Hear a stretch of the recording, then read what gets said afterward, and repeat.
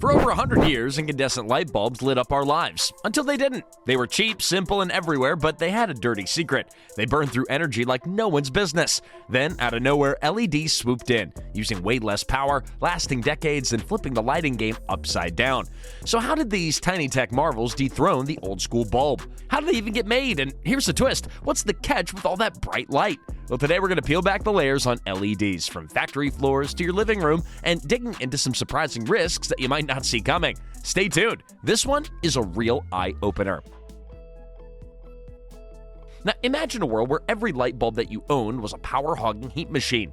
Well, that was the reality with incandescent light bulbs for over 100 years. They were the kings of illumination since Thomas Edison tweaked them into household names back in the late 1800s. You'd flick a switch and electricity would zap through a skinny filament, usually tungsten, and it would heat up until it glowed white hot. Simple, elegant, all that. But here's the problem. Most of that energy, like 90%, just turned into heat, not light. You were basically running a mini heater with a side of glow. Electric bills through the roof, bulbs dying left and right. It was a setup screaming for replacement. And then came LEDs, or light-emitting diodes if you want to sound smart at a party. Now, these little guys do have roots stretching back to the early 1900s. Some British guy named H.J. Round spotted the glow in a lab way back in 1907.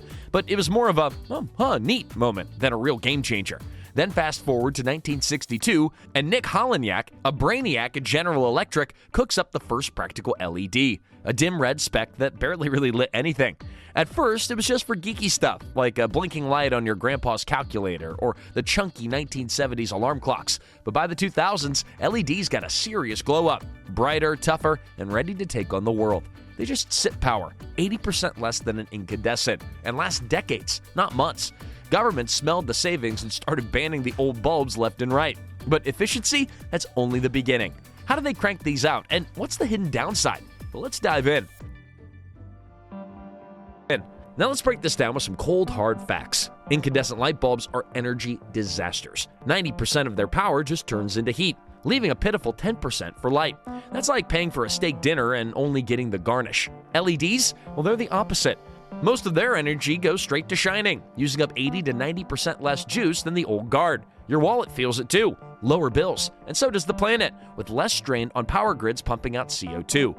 Then there's lifespan. Incandescents tap out at around 1,000 hours, maybe a year if you're lucky. LEDs, a marathon champ, clocking in 25,000 to 50,000 hours. That's decades of light without a ladder trip to swap bulbs. But we're not just talking about power though. LEDs dodge the environmental baggage, unlike those curly CFLs with their mercury mess. LEDs are cleaner to toss out. Early on, they had a rap for harsh cold light, like a hospital vibe, but tech kind of fixed that. Now you've got two options, warm white for cozy nights, cool white for focus zones. They flick on instantly too. There's no annoying warm-up like a fluorescent, and governments jumped in. Take the US in '07 with its Energy Independence Act, basically telling incandescents to hit the road. Yeah, LEDs do cost more up front, maybe $5 a pop versus just 50 cents, but the math checks out. Less energy, fewer replacements, and sometimes even rebates from power companies to sweeten the deal. It's a win stacked on top of wins, but how do they pull this off in the factory? How do you turn raw dirt into a glowing powerhouse?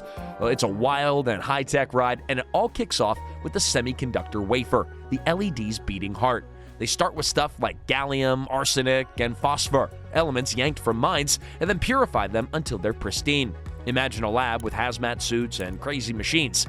They melt these into a molten stew in a high-pressure, high-heat chamber. Think 1,000 degrees Celsius, which is hotter than a pizza oven. Then they dip in a seed crystal rod, pull it out slow like taffy, and as it cools, it hardens into a long crystalline ingot, shiny and perfect.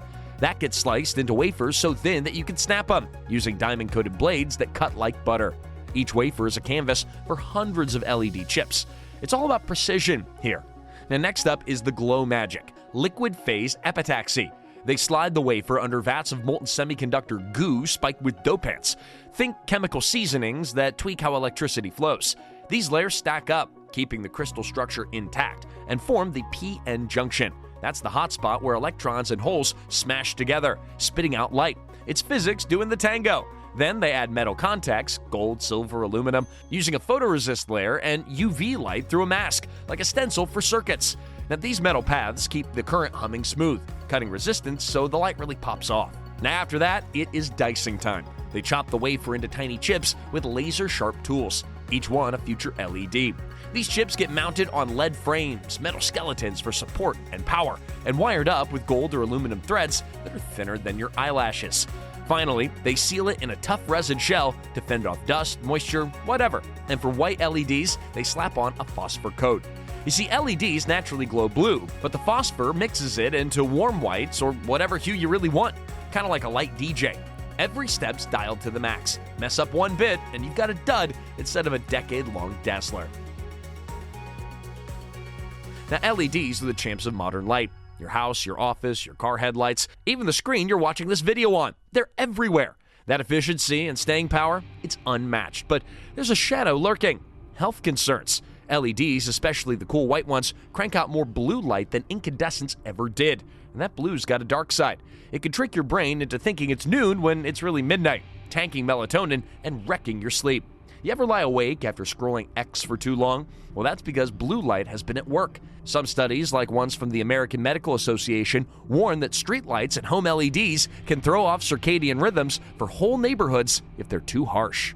But it's not just sleep either. There's buzz about eye damage. Prolonged blue light might stress your retinas over decades, maybe nudging up risks like macular degeneration. There's no hard proof yet, but researchers are squinting at it. And then there's glare. Cheap LEDs or bad setups can blast you like a car high beam, leaving your eyes tired or headachy. Now, I've swapped bulbs myself after a glaring desk lamp turned into a squinting match. But don't panic. Experts like the FDA do say that LEDs are safe if you play it smart. Pick warm whites around 2700K for cozy spots like a bedroom. They're closer to old bulb vibes. Dim them at night, dodge screens before bed, and grab fixtures that soften the beam, not stab your eyes. LEDs are out to get us, but they just need some ground rules to shine right.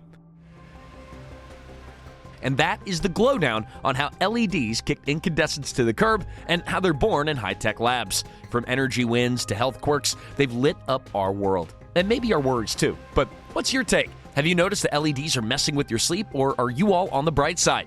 Drop your thoughts in the comments below. I'm curious. And if this deep dive sparked your interest, hit that like button, share it around, and subscribe for more tech tales. And we'll see you next time with another behind-the-scenes glow-up.